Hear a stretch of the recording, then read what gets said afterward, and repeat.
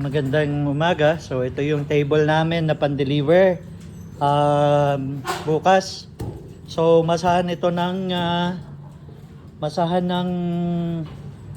tinapay. So gagamitin ito sa bakery, ano? So hindi siya katulad ng mga nabibili na galing sa China. Vargas, pakita mo nga kung gaano katibay.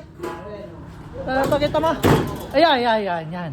Ayan, oh, kapag kagad yan kabigat ang magmamasa, oh. Yan. Okay. So yan, masahan nito ng tinapay. So kahit ilang tao na magmamasa dito ng tinapay, talagang pwedeng sabay-sabay, ano? So dito to sa Malbar, nagpagawa. Bakery dito sa Malbar. Okay, so kung gusto nyo magpagawa ng stainless table, preparation table, so yeah, kumatak lang kayo sa amin. Maraming salamat.